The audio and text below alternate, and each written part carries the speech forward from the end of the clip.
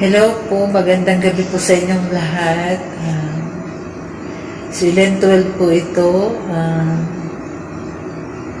Ako po gagawa lang ng short video clip para sa sarili ko dahil gusto ko lang sana magpasalamat sa inyong lahat. Dahil finally, ma-receive ko na po yung first YouTube channel first YouTube salary ko po. Yan. Bagamat hindi siya ganun kalakihan, para sa akin ay ginto na. Dahil sa dami ng pagsubok na bago ko makamtan yan. At kung hindi rin sa tulong ng mga kasamahan ko sa OFW International na family, hindi ako magkakaroon ng ganyan. So, malaking pasasalamat ko sa aking pamilya ng OFW International. Kay JB, si Jerome, yan, yung kapatid ko sa YT World. Malaki ang naitulong niya sa akin sa pagpiplay ng mga videos ko, yan. Si Marichu, yan, yung anak-anakan ko sa YouTube, siya yung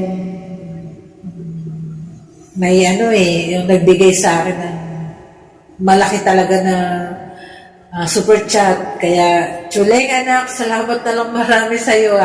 Maraming salamat talaga, anaki, sa tulong na ibinigay mo sa nanay. Finally, ito na yung pinakabiti ko, di ba sabi ko, suko na ako after how many days na paghihintay ko. If I'm not mistaken, at October 12 ako nag-start mag-email. Nag-email ako kay YT for PIN verification. Nag-send po ako ng email kay YT kasi 4 months of waiting, hindi po lumitaw yung PIN ko sa Pilipinas. Wala pong lumitaw na sulat. Ewan ko kung ano po talaga nangyari sa PIN ko.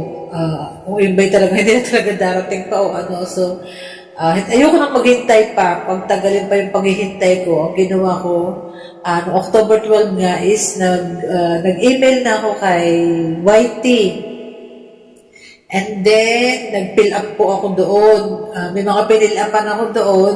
Papakita ko sa inyo yung mga pinilapan ko kung paano ang ginawa ko.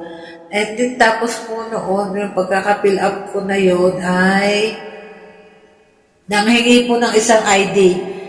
Proof of yung katunayan na talagang kayo yun. No? Ang ginamit ko po is yung passport ko. Yun, yung passport ko po yung ginamit ko. And then, isinend ko po siya. Sinend ko po siya doon kay Lolo, kay YT. Tapos, pagkasend ko po, may mga question kasi doon kailangan sagutan nyo talaga. Tapos, kailangan din na-reach nyo yung threshold. May tanong kasi doon kung na-reach nyo na yung threshold Yan. Tapos po, naghintay ako. Pero hindi ko napansin Actually, nung time na yun na nag-send ako ng email kay YT, that time, minute lang yung pagitan, may reply agad si YT. Minute lang take note, minute lang. May reply agad siya na rest assured that your PIN is verified na raw. So, hindi ko masyadong pinagtuunan ng pansin yun kasi ang isip ko, bakit kakaiba yung notification na dumating sa akin unlike doon kila JB, sa ibang kasamahan ko na nag-request din ng email. Kumbaga meron akong hinahanap na wala doon sa email na dumating sa akin. Kasi na seconds, minuto lang ang pagitan ko kasi, dumating agad yung sagot doon sa email ko. Kumbaga, ang bilis-bilis na pagkaka-reply. Kailan di ko nga na-notice agad. Ngayon tuloy mo. Ngayon, nagpatulong ako kay Sis Jen Waray. Ikaw na bago ako nag-email kay Whitey. Si Sis Jen ang unang-unang binulabog ko, si Sis Jen Waray. Sabi ko kay Sis Jen, paano ang ginawa niya pag-i-email kay Lolong para ma-verify yung kanyang para ma-verify yung kanyang address, yung Google PIN. Ngayon,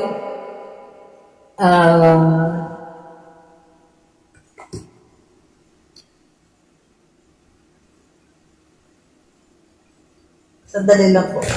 Ino-off ko lang yung data ko kasi wala na akong data eh. Ayan.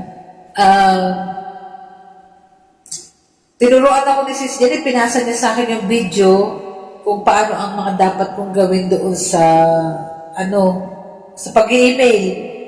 Ngayon pinanood ko kahit na sa totoo lang po yung data ko kasi is napakatagal. Hindi ko, siguro kung kayo lulugar sa kalagayan ko, susuko kayo susukuan nyo kasi talagang grabe yung sakripisyo ko talaga sa data ko. Napakabagal po talaga. Lagi na lang po akong loading.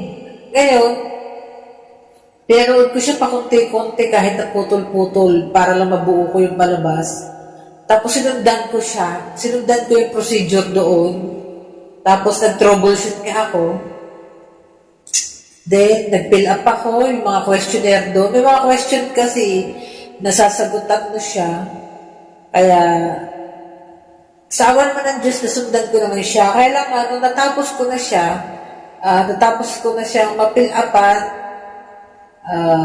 Naghintay ako na katulad ng kila JB na pumasok na yung, sabi nila may verified, may nakasulat pang verified. Sa akin kasi wala talagang lumilitaw na ganyan, kaya nagtataka talaga ako. Tapos, meron pang isa sa ilalim na nakasulat na dahil na verified na yung address ko daw is kailangan na yung sa payment. Kailangan is okay yung payment ko. So, inayos ko yun sa payment. Kasi ATM ang gagamitin ko po, hindi ang mag-Western Union. ATM ang gagamitin ko. So, ang nangyari, fill up ako.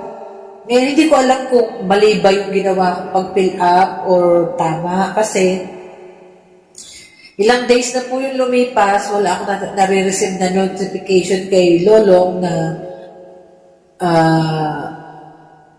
ako ba ay makakasahod o hindi. Ayan, wala po akong nare-receive na ganyan.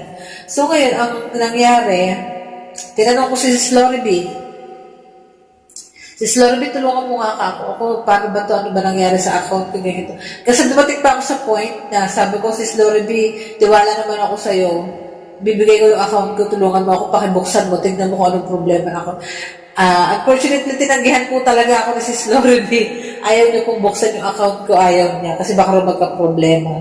So, sa bagay, totoo naman din yun. Kumbaga, lumulugar lang naman din sa tama si Sis Loredy. Naintindihan ko naman yun, kaya, pero tinulungan niya pa rin ako naman. Hindi niya nga lang sa tema na, niya, binuksan yung account ko, hindi po. Asensya na, naghigam. Inayos-ayos namin yung sa payments, pero ganun pa rin, ilang araw na lumilipas, wala pa rin resulta. Hanggang sa isang araw, si JB naman yung binulabog ko. Sabi ko, Itlog, bakit hanggang ngayon yung aking verification ko doon sa address ko is hindi ko malaman kung talagang ako baga ay verified na o hindi kasi doon nakikita ko yung threshold ko, nakita ko siya. Tapos, pero wala akong payment na nare-receive. Yun nga, tumulong sa akin si JB, tinulungan ako ni JB, inayos niya rin. Actually, parang halos pareho lang eh. Pero siguro may ginalaw lang na iba doon si JB. Hindi ko alam kung ano yung ginalaw niya kasi nahawak niya yung account ko. Ngayon, naghintay ako na pangalawang araw. Pangalawang araw, pangatlong araw. Pangatlong araw na yata ngayon eh. Alas 9 pasado ng gabi, may kausap ako sa telepono. Bigla ko na lang din naisipan na silipin yung Gmail ko. Sabi ko, tingnan ko nga yung Gmail ko. Ayun na nga. Pagbukas ko ng Gmail ko, nakita ko na nga po yung Google payment ko. Yan. Yung dibdib ko po, dire-diretso yung kumakalabog po siya talaga. Kasi, sabi ko kasi, pag sa first week ng November is hindi dumitaw yung payment ko, maghihintay pa ako hanggang December 2020. After December 2020, wala pa rin lumitaw sa akin. Quit na ako sa YT. Yun talaga yung sinabi ko, ayoko na. Kasi ang dami ko nang naubos na pambili ng load. Kasi data nga lang ako. Bili ako ng data, ng load. Ang laki na nauubos ko, tapos gano'n lang mangyayari, di ba? Kahit kasi kayo ang lubugar sa akin, maaaring isipin ko gano'n din. Kaya, sabi ko, ayoko na yata. Pero kanina lang ha, kasi 21 ngayon ang petsa. October 21. 9 something. Hindi ko maisakto yung pet ng oras, pero pasado alas 9 ng gabi, naisipan ko nga buksan yung Gmail ko. Yun ang bumungad sa akin. May Google payment na po ako. Makasahod na po ako may first YouTube salary. Ayan. Maliit lang po siya, pero alam niyo yung tuwa. Nakakatuwa pala pag kayong marireceive mo na yung first YouTube salary mo. Hindi nga lang tayo katulad ng ibang mga big time na YouTuber. At least, alam mo, meron kang masahod kahit maliit lang. Ngayon, siguro naman magiging question ko ulit ngayon doon kailan ang kasunod ng sahod? Diba? Kasi, asa lang tayo sa mga nagsusuper chat. Kasi gano'n lang baga yung kita sa panonood mo ng video. Diba? Cents lang po kasi ang katumbas ng isang video. So, sabihin natin baka ilang palood ka, cents pa rin ang katumbas. Kaya, sa totoo lang po yung pag nag-ELS ako, masakit sa banks. Kasi, sa tagal kong nag-ELS, daldal ka ng daldal. Tapos makikita mo yung kita ng LS mo, $1 lang, di ba? Ang sakit sa banks. Talagang kailangan talaga may nagsusuper chat talaga. Yun lang ang pag-asa talaga yung super chat. Pasalamat talaga ako sa mga nagsusuper chat at nabigyan nila ako ng sahod. Ayan. Ngayon, pahirapan to na yung susunod na sahod. Hindi natin alam kung kailan ang kasunod. Pero, gayon pa man, nagpapasalamat ako ng marami. Nagpapasalamat ako ng marami. Pasensya na kayo. Naghihigab ako, inantok na kasi ako eh. Gayon pa man, nagpapasalamat ako ng marami. May sigot pa. Nagpapasalamat ako ng marami sa Team Power, sa pamilya ko dati, kasi lumabas po muna ako. Pero hindi po ibig sabihin na lumabas ako sa pamilya ng mga kapawiran. Hindi ako babalik. Babalik po ako dyan. Kaya lang, hayaan niyo po muna akong lumabas, pansamantala. Tulad na sinabi ko, may inaayos lang po ako sa sarili ko. Siyempre, may mga problema rin tayo sa pamilya. Mas i-prioritize natin yun, di ba? At dito lang naman din ako, solid pa rin akong power family pa rin ako, nasa OFW International pa rin ako. Hindi ako aalis dyan. Hindi porket lumabas ako, hindi na ako babalik. Babalik ako dyan kasi mahal ko yung lahat ng taong nandiyan sa loob ng OFW International.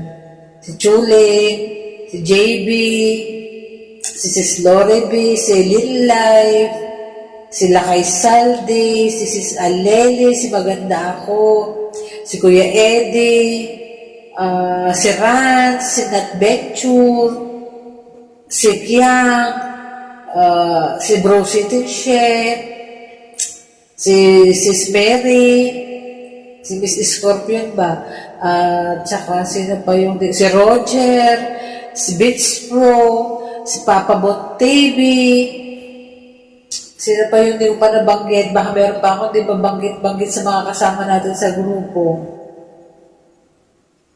Basta lalahatin ko na kayo lahat ng kasama natin diyan sa ah, OFW International. Maraming salamat talaga sa inyo sa tulong niyo. Sis Jen Waray, ayan. Sis Jen, salamat talaga sa tulong mo rin sa akin sa video binigay mo sa akin. Nakatulong na malaki yan. Nasundan ko kung ano yung mga dapat kong gawin sa pag-verify ng address ko. Maraming salamat talaga. Kay Lynn Life, malaki rin na naitutulong mo sa akin, Lynn. Alam mo yan, nag-uusap tayo lagi sa messenger. Tayong dalawa lagi nag-uusap. Salamat talaga, Lynn. Salamat sa mga tulong. Si JB, ganun din. Si Chulin, Kuya Eddie, yan. Salamat. Si Ate Nena, kamusta ka na po? Kailan po kayo uwi sa bahay mo? Ingat po kayo sa pagbibiyahe. Ano pa ba yung sasabihin ko?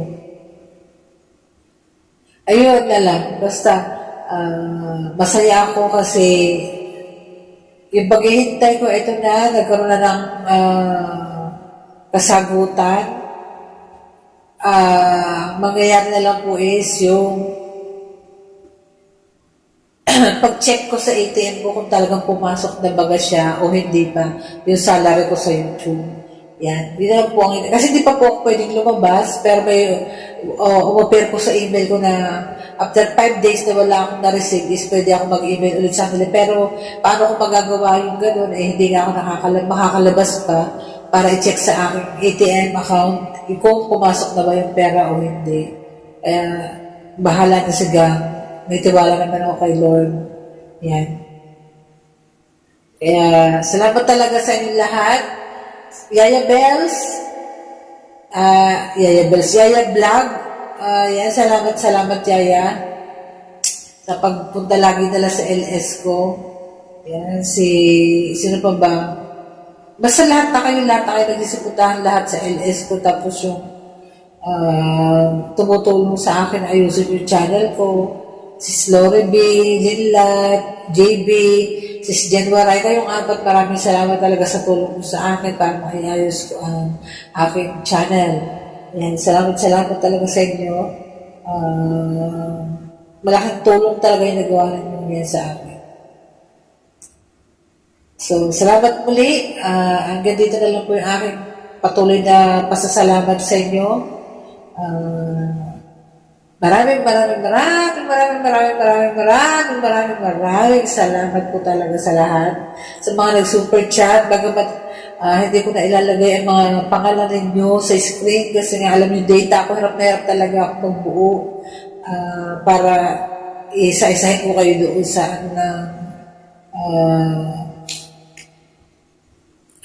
paglalagay ng mga pangalan nyo kanya. Nahihirapan talaga ako kaya pagpasensyahan nyo na ako ha. Hindi ko kayo ma-shout out ng araw-araw o oras-oras. Hindi ko kayo ma-shout lagi na gano'n. Kaya sana maintindihan nyo rin ako. Yun lang. Muli, maraming salamat po. At last, masasabi ko, certified vlogger na po ako. Yan. Yun na lang po kasi ang hinihintay ko, kaya hindi ako makapagpasalamat. Hindi ako nagpasalamat noong naka 1,000 subs. Nung naka 1,000 subscriber ako. Nung na-monetize ako. Wala akong ginawa pasasalamat. Ngayon pa lang ako gumawa ng pasasalamat dahil sabi ko, kailangan bago ako gumawa ng pasasalamat pag na-receive ko na yung PIN. Hindi ko man na-receive ang PIN, pero na-verified ko naman ang PIN. Kaya salamat po talaga sa inyo lahat, mga ka-power, tsaka sa mga kaibigan ko sa labas ng powerhouse. Maraming salamat din. Hindi ba kaya salamat sa pag-message lagi sa akin. Salamat talaga. Sa mga hindi ba nakadikit kay Hindi ba kaya dikitan nyo na yan sa super chatters ko, si JB, tsaka si Marichu. Kayo nang bahala sa kanila. Sa mga kasama ko sa bahay. Kuya Eddie, sila Papa mo. Kayo nang bahala sa kanilang lahat. Maraming salamat pong muli. Nag-uumapaw kasi yan sa aking puso. Bagamat may problema, kailangan natin mag-move on. Tawa-tawa lang kahit puno tayo ng problema. Yan. Pero kagabi nagdrama po ako sa LS ko. Iyak-iyak lang kagabi. Pero kailangan ko kasi i-release. Pag hindi ko kasi ni-release yun, ako na mahirapan din po ba. Kaya release lang pag may time. Sige na po, hanggang dito na lang po talaga yung aking LS. Naantok na po talaga kasi ako. Antok na ako. Umipilit na yung mata ko, nagsasalita ako, napipikit po yung mata ko. Kaya gusto ako matapos tong video na ito. Sige na, go na ako. Kaya, babay na po. Maraming salamat po muli sa inyo lahat. JP, Maricho, ayan, salamat sa mga super chat ninyo sa akin. Salamat. Sis Juday, ayan. Si Sis Juday, nakalimutan kong banggitin. Sis Juday, salamat din sa pag-play mo sa mga videos ko. Maraming salamat, Sis Juday, ha? Si Utot, si Perdi, asawa ni maganda ako. Kamusta kayo dyan? Ingat. Bye-bye. Salamat po muli. God bless us all.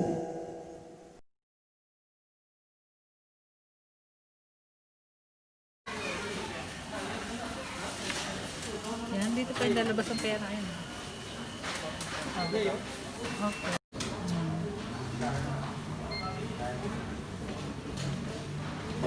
Oh, bakit ayaw na naman? Ayan na. Please enter tayo. Nakaano naman ah. Ayun.